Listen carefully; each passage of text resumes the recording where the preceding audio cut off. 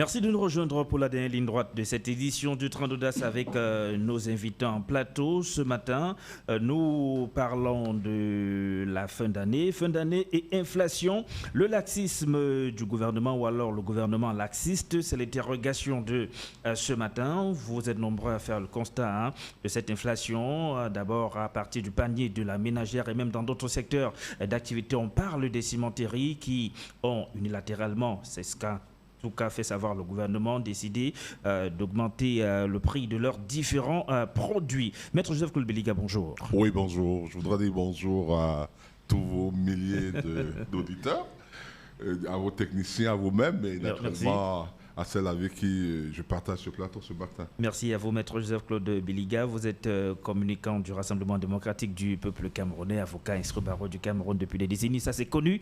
Frid Gobodok est avec nous en plateau. Bonjour, madame. Bonjour Sylvestre. Bonjour au plateau technique. Bonjour à Maître Beliga. Bonjour à nos milliers téléauditeurs.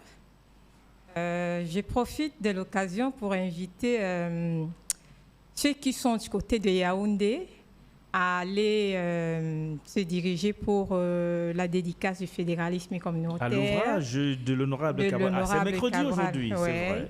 Donc, j'invite tous ceux qui voudraient avoir une idée de ce qu'il en est. D'accord. Merci à vous, madame, la communicante du Parti camerounais pour la réconciliation nationale. Quand on parle d'inflation, c'est d'abord dans le panier de la ménagère que cela se ressent, au-delà de la casquette de femme politique que vous portez fièrement.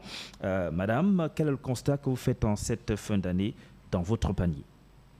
Donc, cette fin d'année est particulièrement plus marquante parce que avec la crise économique que nous vivons en ce moment, ça devient encore très difficile aujourd'hui parce que vous vous rendez au marché, il est pratiquement impossible. Ça veut dire que tout a flambé, les prix ont flambé, le poisson, l'huile, tout ce que vous avez sur le marché. On parle du prix d'un litre d'huile qui est aussi entre 1400 et 1500 francs CFA désormais. 1300 francs, j'étais au marché ça coûtait combien dimanche. Il y a encore quelques semaines ça coûtait 1100 francs. Aujourd'hui, nous sommes passés à dimanche, c'était à 1300 francs, alors que la même huile qui coûtait 1500 en vrac coûte 1900. Carrément. Donc, Environ 500 d'augmentation. Donc, c'est vraiment difficile pour les femmes de se rendre au marché et de vraiment s'approvisionner et de nourrir leur famille. Ça devient très, très, très compliqué. On interpelle le gouvernement de faire le possible pour maintenir les prix sur le marché. Justement, à propos, pas seulement ce qui concerne le panier de la ménagère, cette inflation elle est ressentie également dans bien d'autres secteurs. Pensez-vous, madame, que le gouvernement est laxiste sur la question? Puisque je peux dire oui, puisque ce n'est pas une mode, c'est quelque chose qui revient tout le temps. Ça voudrait dire qu'on devrait déjà prendre les devants. On devrait déjà prendre les mesures pour que, on sait que généralement en décembre, ça a toujours été le cas pour ce qui concerne l'alimentation. Pratiquement en chaque fin d'année, il y a inflation. Il y a inflation. Maintenant, par rapport au budget, aux prévisions et tout le reste, on sait que des entreprises ont toujours pris des résolutions pour augmenter les prix des années à venir. Donc, aujourd'hui, on entend que le prix du sac de ciment va augmenter. On entend, en fait, il y a plusieurs produits qui sont en train d'augmenter, qui veulent augmenter. Mais vous savez aussi que le gouvernement, à travers le ministère des Commerces, prend souvent des mesures pour rappeler les uns les autres à l'ordre, non? Ben justement, c'est pour ça que je dis que je salue déjà la sortie du ministre qui a, j'ai cru lire lire une lettre où on a demandé aux cimenteries de faire attention parce que les prix... Le gouvernement affirme que les cimenteries ont pris cette décision. Cette décision unilatérale, de manière unilatérale et de faire attention. Donc, de ce côté-là, déjà, je salue vraiment le gouvernement et il faudrait qu'ils aillent beaucoup plus en profondeur et qu'ils envoient vraiment les agents sur le marché, beaucoup plus sur le marché. Mais là où vous le trouvez laxiste, par exemple, pensez-vous, on ne sait pas combien de commerçants il peut avoir dans un marché. Prenons peut-être l'un des plus proches de nous, le marché de Nudedo. Vous avez des milliers de commerçants. Si des commerçants, chacun à son comptoir, se lève le matin et décide d'augmenter 200 francs sur le prix de l'huile, 300 francs, 400 francs CFA, à l'immédiat, que peut le gouvernement? Non, je pense que le problème ne se situe pas au niveau du marché. Parce que ceux qui achètent viennent revendre sur le marché. Le problème se situe au niveau des grossistes. Donc, c'est chez les grossistes... Lorsque même ils achètent, quand ça a augmenté, ils vont forcément aussi augmenter au niveau du détail. Parfois, ce n'est pas parce que ça a augmenté. Parfois, c'est pas, parfois, on a un stock qui est là. On refuse d'utiliser ce stock et pour prendre un nouveau stock qui coûte plus cher et de le mettre sur le marché, alors qu'on devrait déjà faire écouler le stock qui est le premier stock qui était dans les boutiques. Ce qui n'est vraiment pas normal. Maître Joseph Claude Eliga, ça revient pratiquement chaque fin d'année. Hein, et très souvent, le gouvernement, c'est lorsqu'il est face aux faits accomplis, on a bien envie de le dire, qu'il réagit. Et sa réaction, parfois, n'est pas aussi efficace que cela. Pensez-vous qu'il y a quand même du laxisme au sein du gouvernement pour lutter contre l'inflation? Est-ce qu'on voit qu'il n'y a pas très souvent une anticipation? Moi, je pense que... J'essaie un peu de voir ce qui se passe généralement. On a vu plusieurs fois ici où on a scellé les boutiques. Parce qu'effectivement, on s'est rendu compte qu'il y avait des prix élevés, que les gens ne respectaient pas les prix. On l'a fait très régulièrement ici, pas seulement en période de fête, mais d'une manière générale. Le ministère du Commerce, très régulièrement, on le voit dans les activités, dans des marchés, dans des maisons, je veux dire dans des magasins en train de redresser, en train d'avertir, en train de sceller des boutiques dès lors qu'on se rend compte qu'il y a une sorte un montant, on a augmenté les prix d'une manière anormale. Je pense que cela est une réalité, on peut voir.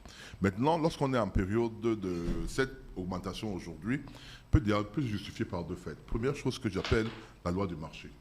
Nous sommes en période de fête où la consommation est élevée, où des gens qui sont dans le secteur privé, par exemple, ont ce qu'on appelle le 13e, 14e salaire. Donc, en fait, ils sont prêts à dépenser. Les gens sont prêts à dépenser et, naturellement, les commerçants véreux, ils en profitent, se disent, si les autres qui travaillent dans le secteur privé ont la possibilité d'améliorer leur rentrée, leurs revenus, pourquoi pas nous? Et la dame a évoqué ce problème de la création d'une pénurie artificielle dans la matière de biens de première nécessité. Donc là, il faut noter ça. La deuxième chose qu'il faut noter également, c'est ce qu'on appelle le dumping. Le dumping, lorsqu'il y a des sociétés dans un secteur déterminé qui ont l'impression d'avoir le monopole, très facilement, ils s'entendent, ils font une entente qui les amène. Elles font la loi du marché. Voilà, donc ils font une entente qui fait qu'ils peuvent augmenter. Dans certaines sociétés, dans les pays européens par exemple, le dumping est condamné. On le condamne de manière générale. Même ici, on devrait pouvoir condamner le dumping.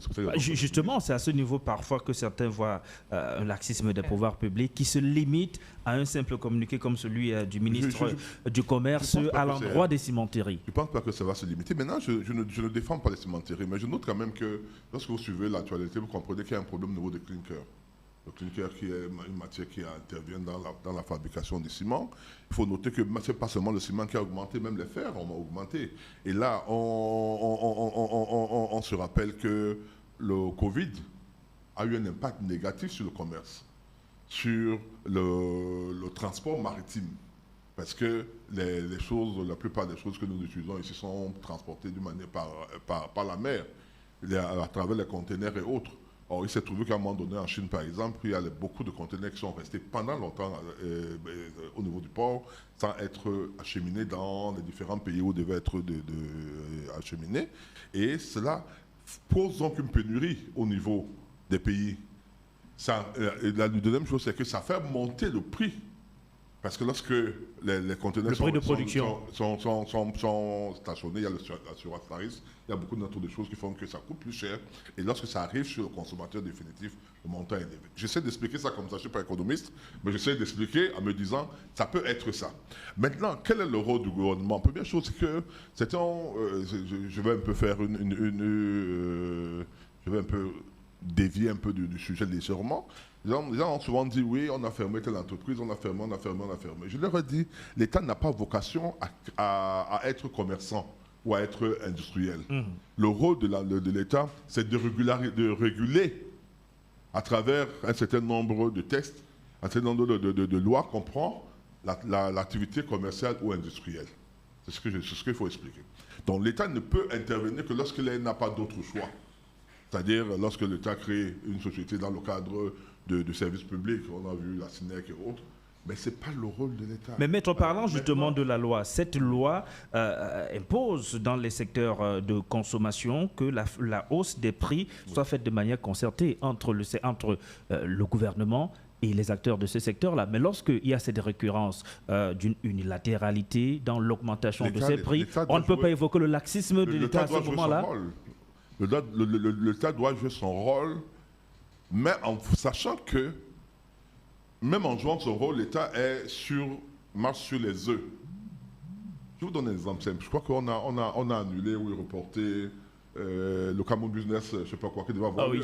En tout cas, cette édition, l'édition 2021... Ça a été reporté pourquoi? Ça a été reporté. Parce que le GICAM a mené une fronde en disant qu'ils ne vont pas participer. Or, le GICAM, c'est le groupement interpatronal.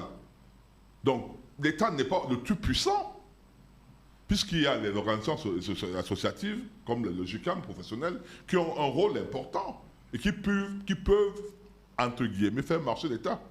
Je vous ai pris cet exemple-là. Donc, si l'État dit aujourd'hui, oui, on a augmenté le prix du ciment, je vais fermer toutes les cimenteries. Ah oui. Qu'est-ce qui va se passer? Où l'État dit... Ce sont les populations qui vont payer le prix. Où l'État dit, ok, dans ce cas, comme ils ont fait toutes les poissonneries, je vais les fermer. Toutes les grossistes là, etc., les poissons vont pourrir. Etc. En fait, voilà ça le problème. Donc il faut essayer d'utiliser, c'est ça que je dis que l'État marche sur des œufs. Il faut essayer en même temps d'utiliser la carotte et le bâton. Négocier avec ces entreprises sans donner l'impression aux populations que l'État est faible. C'est cette difficulté que nous pouvons ressentir. Mais on a souvent l'impression que ceux qui en sortent vainqueurs de ces négociations, la plupart du temps, sont ces groupes d'entreprises ou bien ces groupements patronaux. C'est l'impression que vous avez. C'est votre impression. C'est pas la somme des constats que nous faisons avec Jacques Biliga. Nous avons été rejoints en plateau par Albert Elundu, communicant du Mouvement pour la Renaissance du Cameroun. Fin d'année et inflation. Y voyez-vous un laxisme de la part du gouvernement, M. Elundu? Bonjour déjà. Bonjour à tous les copanélistes. Je vais m'excuser d'abord pour le retard parce que c'est dû à la circulation. Nous avons, avant d'y arriver à la question, nous avons passé des moments très difficiles dans notre parti politique où des personnes qui ont manifesté librement sont en train d'être condamnées de façon arbitraire. Et je parle ici avec la présence d'un avocat sur le plateau. Quand la justice est devenue ce qu'elle est au Cameroun, je ne pense pas que c'est un pays qu'on veut construire. Donc ce matin, j'ai une pensée, autant pour moi, pour ces militants qui sont, pour la plupart... le verdict qui a été rendu est motivé, non? Quand on vous dit que marche non déclarée, je ne pense pas que quelqu'un qui a fait une marche pacifique non déclarée devait écoper d'une sentence de 5 ans. Voilà, revenons dans le sujet du jour. Donc, aujourd'hui, ils sont les otages du régime. Et parlant du sujet, je crois que l'État ne joue pas pleinement son rôle. Quand on va parler comme ça, on va dire que nous sommes là pour critiquer. C'est vrai.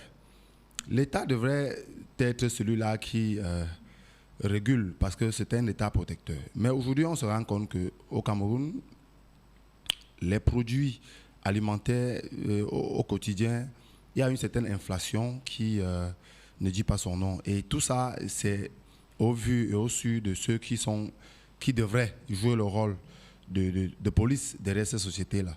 Il y a eu, il y a eu des produits comme le ciment, comme à un moment donné, on parlait de l'alcool, il y avait la bière, il y avait Aujourd'hui, c'est tout sur le marché.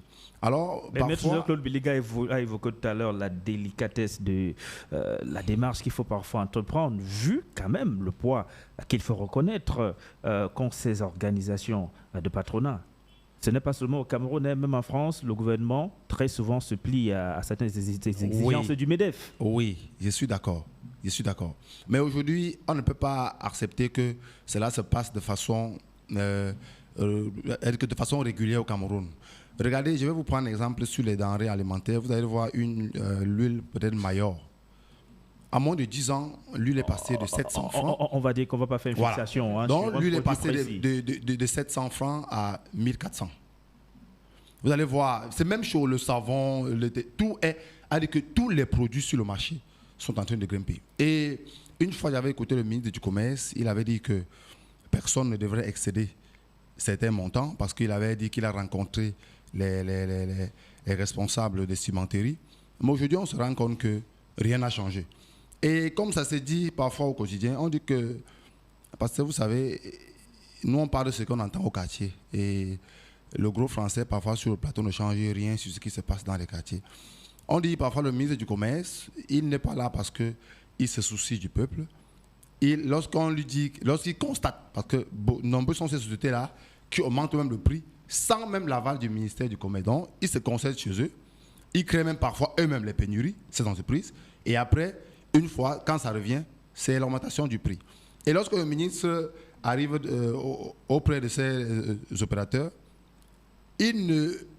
au sortir de là, il vous rassure, non, on a discuté, on a dialogué, et puis vous allez voir que dans les jours à venir, les choses vont changer. Mais finalement, rien ne change sur le marché.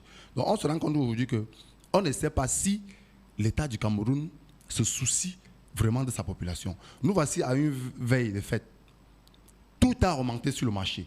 Je vous dis, tout aujourd'hui, le panier de la ménagère, si vous êtes dans une famille de 3 personnes, pour que vous mettez la nourriture au feu, il faut au moins 5 000 francs. Donc c'est très compliqué. Et avec les produits comme le ciment aussi, le fer, tout ça a augmenté, on ne sait même pas comment est-ce que les Camerounais peuvent avoir, ne serait-ce que, peuvent se bâtir même ne serait-ce qu'un local. Et je dis, gouverner, c'est prévoir, comme disait un grand homme. Si la République que j'ai, le RDPC de Maître Biliga, pensait, parce qu'à chaque moment, on sait que la population va augmenter. Donc, lorsque les gens sont nommés pour certains postes, ils devraient penser que, à un moment donné, la population va s'augmenter. Et lorsque la population va s'augmenter, il va falloir que nous mettions des procédures pour pouvoir... Et aujourd'hui, avec ces denrées alimentaires qui sont, dont le prix est passé soit x2, soit x3, parfois c'est même grâce au développement. Les routes, où si on avait fait les routes dans des contrées, comme un peu les coins reculés, où on produit du manioc, du macabo, et ainsi de suite, on ne serait pas là aujourd'hui. Donc, le peu qui est là aujourd'hui... S'il y avait la route qui allait à Yabassi, par exemple... À Yabassi, par exemple... Le plantain qui viendra de là, le prix serait plus abordable que... Tout à fait, tout à fait. Il n'y a pas de route. Tout à fait. Monsieur Poli, je vous dis, je suis allé dans toutes les 10 régions du Cameroun en tant qu'athlète. Et j'ai constaté que quand vous arrivez, il y a les coins, quand vous arrivez là-bas, même en Bam, on va vous joindre 3 régimes de plantain et on va vendre à 1000 francs. 3 régimes de plantain joints, 1000 francs. Dans le CAM, c'est la même chose. Vous voyez un régime de banane où on vous dit donnez-moi 300. Mais vous feriez comment pour sortir de là avec ce régime de banane? Donc voilà un peu ce qui se passe aujourd'hui. Et les agriculteurs, les éleveurs ont été sur le coup du Covid, comme M. Biliga citait tout à l'heure. Mais il y a eu une somme d'argent où les Camerounais ont bénéficié plus de 180 milliards, où on pouvait même subventionner ces éleveurs, ces agriculteurs.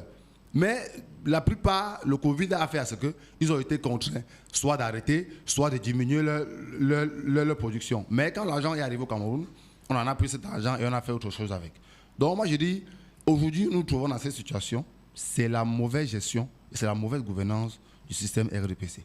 Et moi je me dis que quand on est dépassé par les événements, la seule chose c'est parfois d'accepter qu'on a échoué et humblement de laisser certaines personnes venir aussi apporter ce qu'ils peuvent apporter pour que les Camerounais se sentent mieux. Et Madame Frid Gobodo, que l'inflation ne concerne pas que les produits manufacturés, hein, ceux qui sortent des industries, il y a aussi les produits des champs qui connaissent une flambée.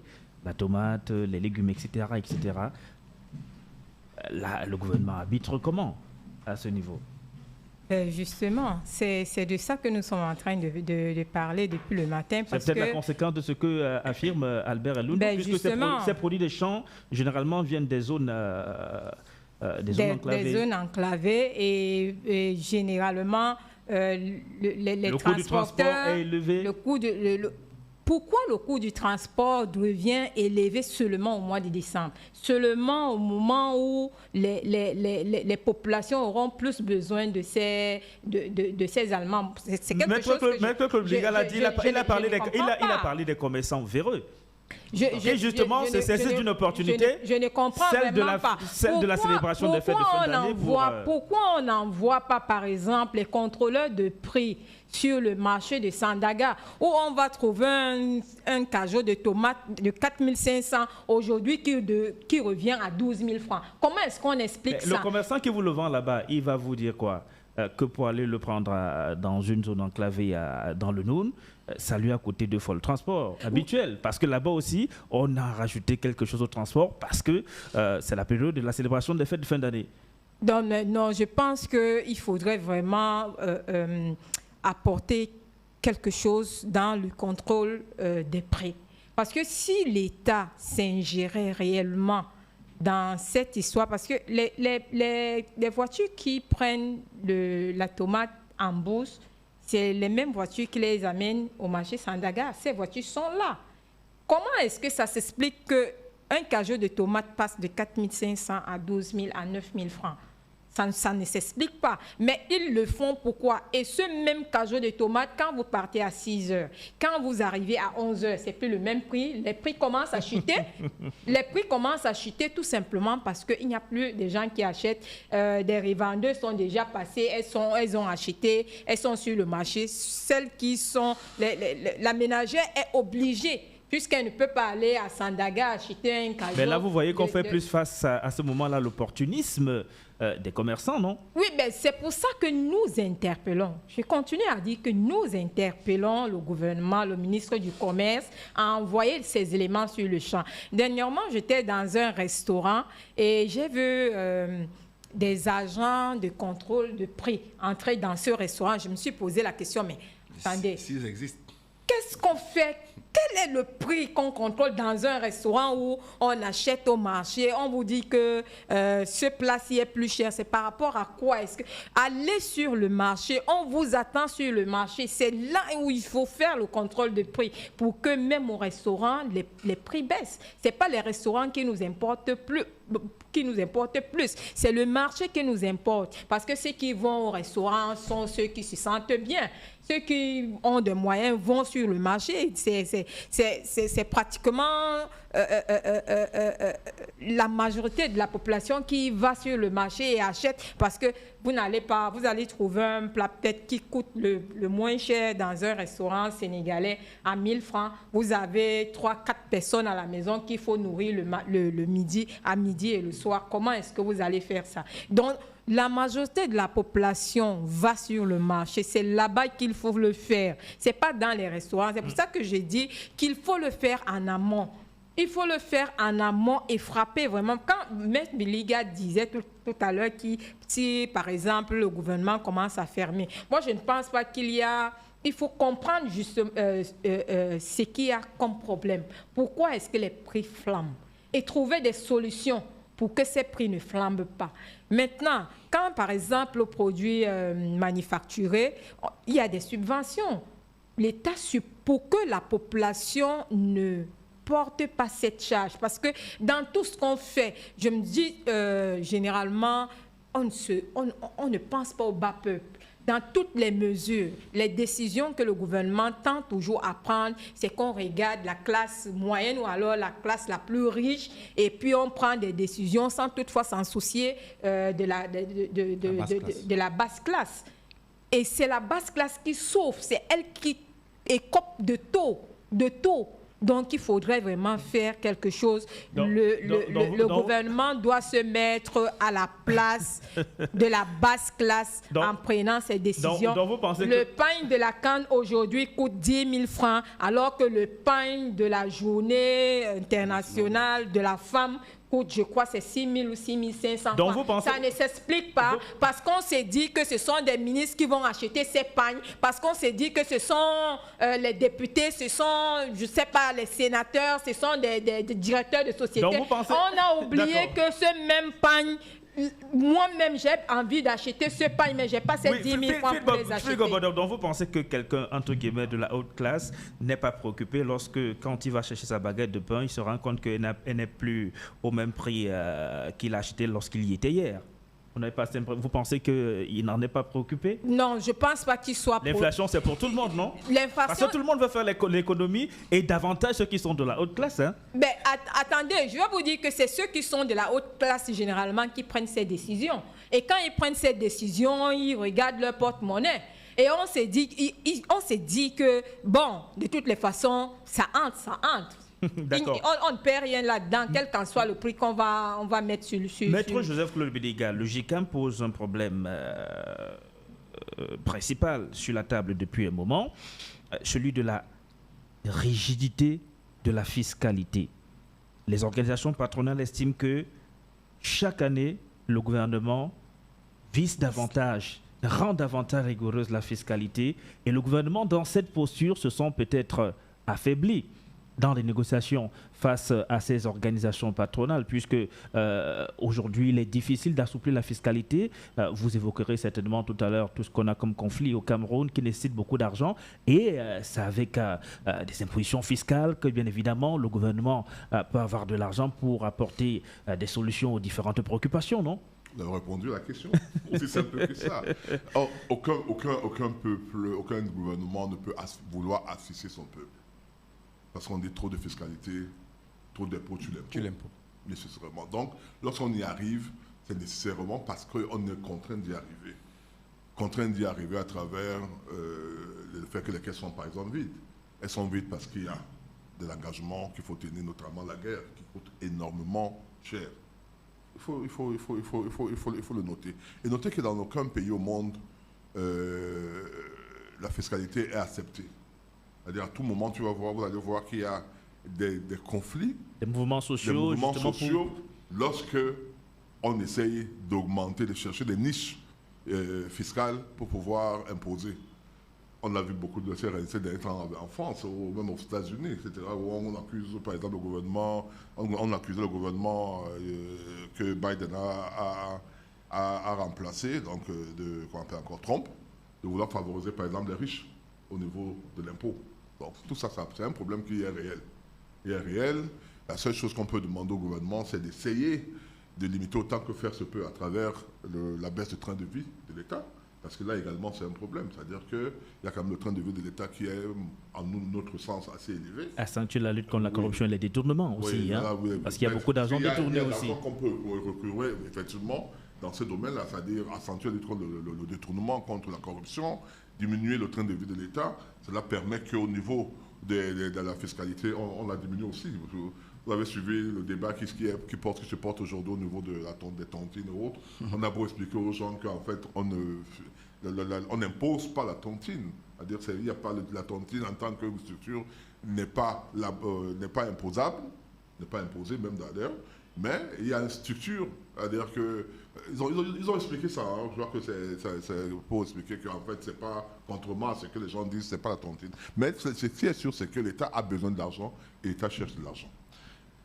Je voudrais éviter généralement de parler politique lorsqu'on parle des choses qui concernent notre vie quotidienne, mais nos amis de MRC, ça devient peut-être que c'est une maladie qui non, c'est pas la maladie. C'est normal qu'ils soient préoccupés du sort de leurs camarades, non? Mais ils viennent d'être condamnés. Ils ne rendent pas service à leurs amis politiques. Ils ne rendent pas service à leurs militants. Parce que je dis une chose, tu ne peux pas venir sur un plateau de télévision où il y a un avocat dire qu'on a arrêté les gens pour rien, on les a condamnés pour rien. Il y a un dossier qui est de procédure. il y a des infractions qui sont indiquées. C'est pour ça qu'à Bafoussam, on a libéré certaines personnes. À Douala, on a condamné certains à 5 ans, d'autres à 2 ans, d'autres ont été libérés. Mais en même temps, ce que dit leur camarade Albert Lundu, vos confrères avocats qui sont leurs conseils disent la même chose. Hein. Non, donc ça veut dire que les avis des avocats, selon qu'ils soient de la défense ou de l'accusation, ont des positions confrères. Hein. Non, j'ai eu des études avec les maîtres qui sont sur le même plateau. Nous, lorsqu'on sort de là, il va te dire la vérité. Ses confrères, ils savent. Mais c'est une question de savoir être avocat pour le savoir. Puisque lorsqu'on vous inculpe, on donne les factions pour lesquelles vous êtes inculpé. Il y a certains qui sont inculpés peut-être pour la marche. D'autres sont inculpés pour pour les attroupements. Les autres sont inculpés pour la rébellion. Il y a beaucoup d'infractions. Et certains sont du ressort de la loi de 90, dans le code pénal. D'autres sont du ressort de la loi sur le contre le terrorisme. Et même en France, si vous lisez la loi contre le terrorisme en France, vous allez vous demander si vous êtes dans un pays africain ou vous êtes en France. Et parlons de la France. Les magistrats sont en grève aujourd'hui, vous le savez. Le corps judiciaire. Avocats, magistrats, et tout ce monde greffier, ils sont en grève aujourd'hui en France. Parce qu'ils disent que leur justice n'est pas une bonne justice. On est en France. Et j'aime raconter, c'est une histoire que je n'oublie jamais. J'étais en France, quand j'étais en l'époque, j'étais représentant du bâtonnier, enfin j'étais membre du Conseil de l'ordre. Le bâtonnier, Samaï Monde sont partis représenter le barreau à Montpellier. Là, ils ont la conférence nationale des barreaux de France. Je vous assure, M. Zangao, lorsque, à l'époque, l'actuel président était ministre de l'économie, il avait pris des mesures qui avaient amené les avocats à sortir, à marcher en robe, en France. Il avait mis des mesures fiscales sur le fonctionnement de la justice. Et Mme Toubira était ministre de la Justice à l'époque. Le bâtonnier de France... Sous François Hollande. Sous François Hollande. Le bâtonnier de France... le bâtonnier pas de France, le président de cette conférence nationale de barreaux, l'ancien bâtonnier, a pris la parole. J'étais avec un ami, un confrère togolais qui a été bâtonnier aussi. Il suffisait de fermer les yeux. Vous croyez au Cameroun, au Togo. Lui et moi, on était côte à côte. Et on suivait les récriminations que le bâtonnier parlait sur la justice. La justice d'une manière générale, la justice française. Et je lui disais, qui peut amener les Camerounais à écouter ce qui est en train d'être dit. Donc je veux dire qu'il n'y a pas la justice, c'est un idéal auquel tout le monde tend. Mais je vous assure, il y a beaucoup de choses à dire dans toutes les... D'accord, Albert Lundu, vous nous avez amené sur notre terrain. Je voudrais dire ça parce que chaque fois ça devient redondant, ça revient. Sachez qu'on peut vous condamner même pendant que vous êtes là, même si vous ne marchez pas. Sachez qu'on peut vous condamner même si vous écrivez dans votre blog en disant « je veux marcher demain ». Et vous n'avez même pas marché. C'est ce que vous faites d'ailleurs. Non, c'est la loi. D'accord. C'est aussi la loi. C'est aussi la loi. C'est que je dis à mes confrères, apprenez à vos militants la loi. Ne les aidez pas dans les errements dans lesquels ils sont. Mais en même temps, parfois, quand elle est appliquée à double vitesse aussi, il y a des préoccupations, non? Notamment la loi sur le terrorisme, elle aurait dû frapper certains militants de votre parti lors du processus de renouvellement des bureaux de vos organes de base. Sur ce point, je suis entièrement d'accord avec vous. Moi, j'ai dit, et je l'ai toujours dit, c'est-à-dire, pour que la loi puisse être acceptée, la décision de justice puisse être acceptée par tout le monde, il faut qu'on donne effectivement l'impression, ne serait-ce que l'impression, qu'elle est égale à tout le monde. Ça, je suis entièrement d'accord. C'est-à-dire que les gars qui ont, par exemple, brûlé le truc ne devaient pas, c'est-à-dire, le truc stupéfait, on ne devait pas les laisser. Je ne suis même pas sûr qu'on les a laissés parce que... Ah non, il y a des procès. Il y a des procédures. Et il faut que, effectivement, il ne faut pas laisser ça. Moi, je ne peux pas admettre ça. On ne peut pas laisser ça. C'est-à-dire que les gars qui prennent les machettes parce qu'ils sont dans une compétition entre eux, entre militants du même parti, on ne doit pas tolérer cela. Moi, je dis, c'est pas bon. On ne peut pas le tolérer. Et pendant que les autres veulent faire une marche, on les empêche de le faire. Ça n'a pas de sens. Moi, nous sommes d'accord sur ce point-là. D'accord. Donc, je disais donc que l'État a un rôle de régulateur. L'État a un rôle très délicat, très compliqué. Et d'une manière générale, ceux qui prennent les décisions, même vous qui êtes directeur général ici, où il y a des gens qui contestent. Mettez-les à votre place, ils feront peut-être pire que vous. La preuve, lorsque vous regardez tous les pays africains qui ont connu l'alternance depuis les années 90, même ces dernières années, vous verrez que très peu d'entre eux ont réussi. Un pays comme la Guinée de Conakry, qui pouvait imaginer que ce monsieur qu'on appelle Alpha Condé pouvait finir comme il est fini, alors que tout le monde savait qu'il avait tellement souffert dans sa chair que lorsqu'il va venir, il va changer. Mais il a refait, dupliqué à l'extrême ce qu'il avait trouvé dans le système. Macky Sall également a des problèmes aujourd'hui. Mais pour vous dire qu'en réalité, la critique est facile. Moi, je ris toujours lorsque j'entends les PCRN, les MRC, les SIF parler, dire le Cameroun, le peuple. Je ris. Parce que lorsque je vois, par exemple, là, je taquine un peu ma fille du PCRN, quand je vois mon confrère Botok, Ngambi qui a démissionné comme premier adjoint au maire. De Macaque, oui. De Ngoma Poubi plutôt, Ngoma Poubi. Et les motifs qu'il a évoqués, je me suis mis à rire. Je dis voilà, la critique est facile, la pratique est difficile, tout comme on a vu avec nos gens de survival. Quand les Coca ont eu à parler, des gens ont dit oui, mais c'est ça la réalité, le truc. On peut critiquer lorsqu'on est de l'autre côté. Dès qu'on devient là, ça devient autre chose. Alors, on va vous permettre peut-être de relever votre siège. Je vais un peu répondre à Ahmed Bliga. Hein. Je veux lui dire tout simplement que par rapport à ces présidents qui viennent et qui font pire que les autres, il faut savoir comment ils sont arrivés là. C'est pas parce qu'ils sont sortis du bas, mais comment ils ont fait pour être président. Maintenant, par rapport aux citoyens, ou alors par rapport au confrère qui est parti dernièrement, le camarade premier adjoint au maire qui a démissionné, quels sont les motifs qu'il a donnés? Bon, moi, je pense, lui qui se dit professionnel, devrait inculquer. Parce que sa démission ne part pas de l'idéologie. Sa démission part d'ailleurs. Il parle de commérage. Nous sommes des Camerounais. Il faut apprendre, il faut enseigner. Il faut enseigner et le PCRN, ce sont des jeunes généralement qui, de toutes les façons, le PCRN, ce sont des jeunes et qui demandent à être éduqués et rééduqués. Donc, on ne va pas démissionner dans un parti politique parce qu'on fait du commérage, parce que c'est de l'amateurisme et puis on démissionne. Mais non, c'est pas pour ça qu'on doit démissionner d'un parti politique. Alors, permettez que je vous ramène sur le thème, mesdames et messieurs, Albert et Lundou. Si y avait assez d'emplois, l'inflation se ressentirait peut-être moins, non? Tout à fait. Plus il y a le chômage, plus les gens ont des problèmes pour joindre la fin du mois, plus c'est difficile lorsqu'il y a inflation. Effectivement.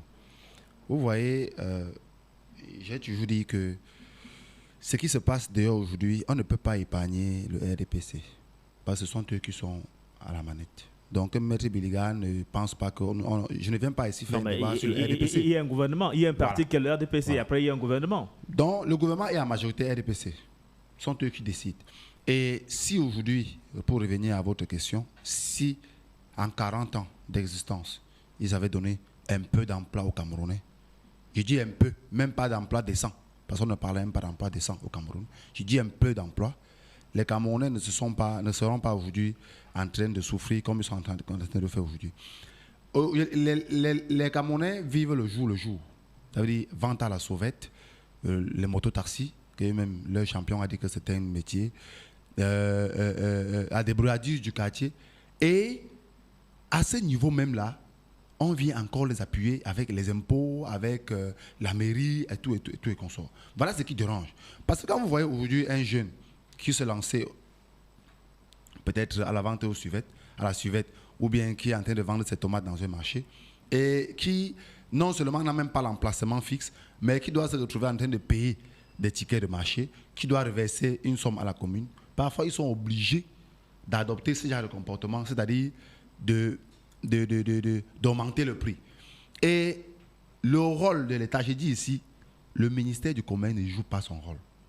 Ne joue pas. À un moment donné, même, il y avait la miracle, où on pouvait même faire des marchés témoins, où on cherche des grandes surfaces en période de fête, on cherche des surfaces, on met des bâches, et puis on aide la population. La miracle, finalement, tout le monde le constate, a finalement été un flop. Hein. Ça a marché à un moment donné. Vous pensez que si on avait installé, peut-être, je prends un exemple comme à Kamtel Bepanda, qui a un espace assez grand, où on avait installé là-bas, où on vous dit que 2 régimes de plantains coûtent 2500. Vous pensez que le régime de plantains, les deux là qui coûtaient 4000 au marché central ou au marché Kololone. On va laisser là-bas pour aller là-bas? Non.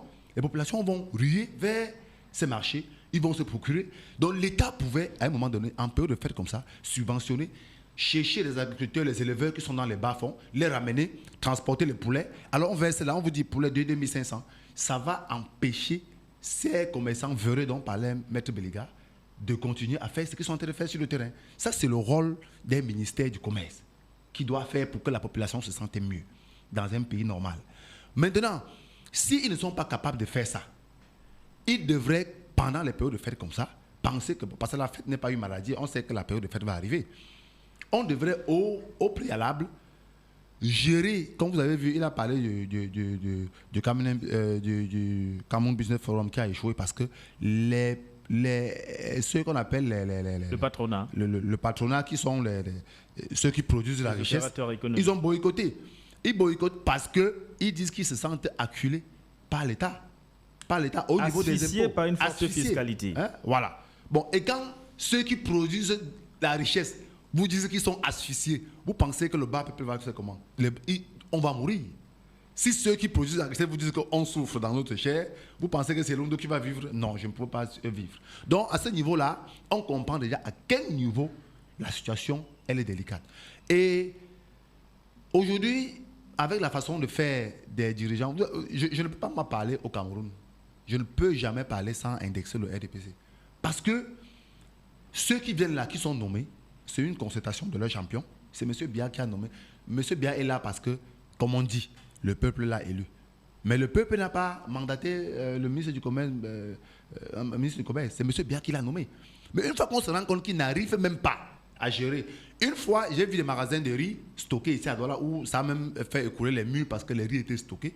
J'ai vu le ministre du Commerce arriver sur le terrain. J'attendais qu'il fasse une saisine de ces riz et qu'il fasse même une vente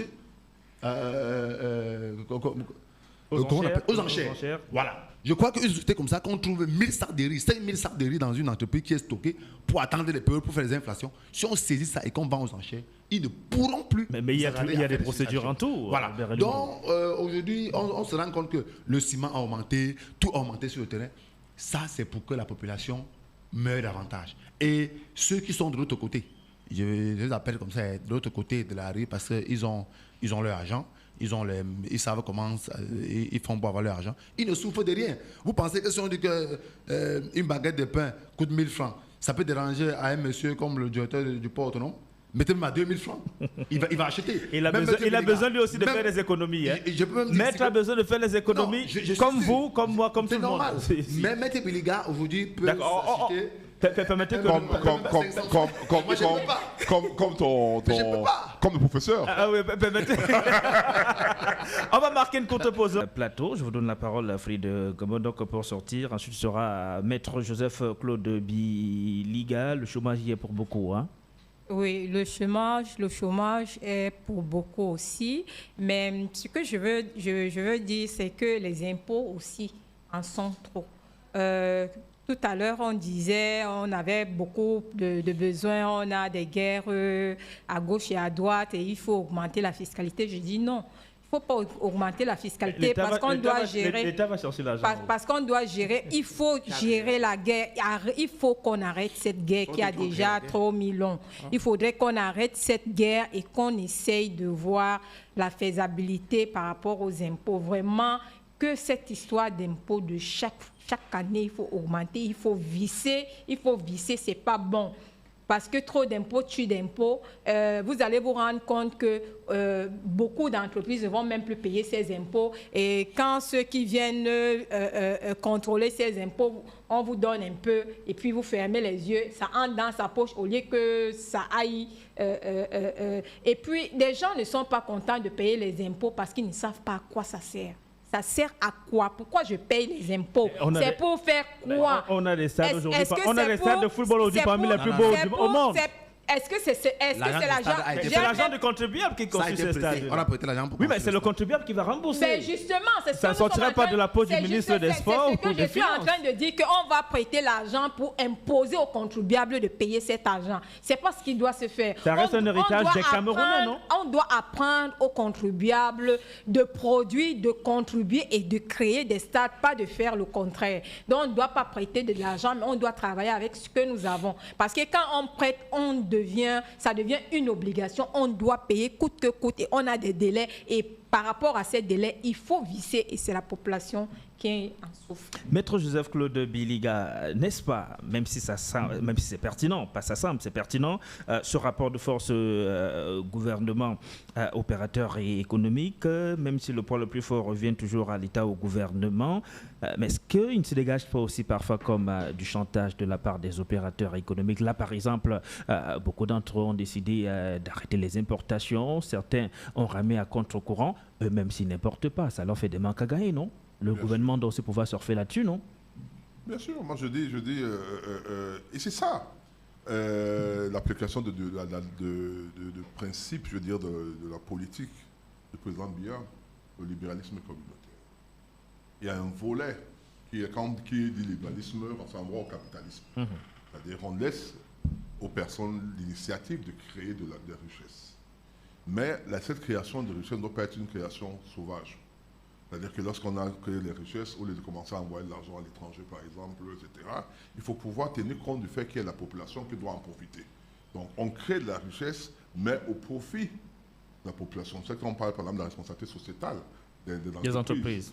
Une entreprise, par exemple, qui est dans une zone comme Sandoulou doit pouvoir s'assurer qu'il y a de l'eau pour les populations. Les gens doivent pouvoir s'assurer qu'il y a... Contribuer à l'éducation, à la santé. Etc. La même manière, l'État, je veux dire, des entreprises ne doit pas se dire qu'il va toujours avoir le profit à tout prix pour bien pouvoir baisser peut-être la marge de bénéficiaires pour permettre d'investir, de pouvoir permettre aux populations de pouvoir profiter de l'existence de ces sociétés-là. Donc je pense que ça doit être là. Maintenant, l'État, je vous ai dit, l'État n'a pas vocation de créer des entreprises. Même comme au niveau de la SNI, la SNI prend des parts des actions dans les sociétés pour pouvoir permettre à ces sociétés de pouvoir se développer, d'être créées. Donc l'État est malheureusement, comme vous l'avez dit tout à l'heure, le fait du MEDEF. Moi j'aime beaucoup prendre des comparaisons. Autant de GICAP nos ménages ici, autant de MEDEF fait la même chose en France. Le jour où les MEDEF, ou bien même pas les MEDEF, même les producteurs du lait, le jour où ils se fâchent, ils déversent de lait sur toute la route. Les camions, dernièrement, on l'a vu ça en Grande-Bretagne, et qui ont barré toute la route paralysé la ville, le pays pendant un temps. Et le gouvernement est entré en négociation. Le gouvernement est entré en négociation. Donc, le gouvernement, même le nôtre, sera obligé d'entrer en négociation, parce que c'est les créateurs d'emplois, et on ne peut pas les traiter n'importe comment. Alors, je voudrais terminer en disant que la chance que nous avons, et beaucoup de gens ne le savent pas, c'est que nous sommes dans un pays où il n'y a pas véritablement de caste ou de classe sociale. Parce qu'il y a certains pays, l'Inde par exemple, où lorsque tu nais intouchable, tu vas mourir intouchable. Tu peux évoluer. Il y a des sociétés où lorsqu'on était la caste des forgerons, on était forgerons toute la vie. Aujourd'hui, on peut sortir de rien pour devenir quelque chose. C'est vraiment que les jeunes qui vont, par exemple, qui ont des diplômes, et ils peuvent bien, à partir des diplômes, créer des emplois. Moi, j'aime prendre mon exemple, aussi simple que ça. Je ne suis pas de famille riche. Je suis en train d'écrire un livre. Pour la première fois, je donne le nom du miel et du vinaigre. Ah d'accord, merci de l'exclusivité. Du nom du miel et du vinaigre. Et on imagine bien que vous annoncerez aussi une dédicace. Bien sûr. Et qui ne sera sans doute pas interdite. Elle ne sera pas interdite. Je vais faire comme Cabral l'a fait à Yaoundé. J'ai vu qu'il a, dans son programme, il a prévu la lecture du récépissé de déclaration. Donc je vais dire que moi je sors de l'université, j'ai 24 ans, j'ai une maîtrise en droit, mais je décide, lorsqu'on me prend au ministère, de démissionner du ministère. Je démissionne du ministère. Ministère de la Justice? Non, j'étais au ministère du plan de l'aménagement du territoire. Direction de la coopération économique et technique. Une très belle direction d'ailleurs, avec l'ancien ministre Sadou Ayoto comme ministre et Madame Tanke comme vice-ministre. Je démissionne et je décide de devenir avocat. Aujourd'hui, je j'ai formé, je sais pas, une vingtaine, une trentaine d'avocats. Aujourd'hui, j'ai permis à beaucoup de personnes d'être avocats. Des avocats dont vous êtes fiers aujourd'hui. Je suis fier aujourd'hui. Donc voilà un peu une contribution que je fais. Je serais resté au ministère. Je me serais contenté de mes... À l'époque, j'avais 130 000 francs au départ. Et avec une maîtrise, j'avais 130 000. Mais je me serais contenté. Peut-être que je vais faire une progression parce que mes Mais c'était aussi à une époque où on avait le choix. Non, on n'a pas. Aujourd'hui, on n'a pas tellement de choix aussi, maître lorsque vous allez lire mon livre. Parce que si vous allez voir combien de diplômés sont sur la moto. Je vous dis, le jour où vous lirez mon livre. C'est bien parce qu'ils n'ont pas le choix. Vous comprendrez qu'il n'y avait pas de choix. D'accord. Quand nous, on entrait à l'école, on nous disait qu'il fallait faire l'enseignement court. Parce que moi, j'ai fait mon école ici, au CES de ce technique. On disait de faire l'enseignement court. C'est-à-dire pour avoir le CAP, travailler dans la banque ou l'assurance. L'enseignement long était réputé un enseignement où on chômait. Le chômage ne date pas d'aujourd'hui, c'est ce que les gens ne comprennent pas. On disait quand vous allez faire l'enseignement long là pour aller être licencié, etc., vous n'aurez pas de travail. Merci à vous, maître Joseph-Claude Biliga, merci à vous, Fried Gobodok, et merci à M. Lundu, à tous les trois d'avoir été là ce matin. Merci à Kerpen Joua qui a assuré la réalisation. Mesdames et messieurs, c'est terminé. S'il plaît à Dieu, nous vous donnons rendez-vous demain lorsqu'il sera 6h30. Mais d'ici à là, restez en compagnie de nos programmes qui se poursuivent. Au revoir.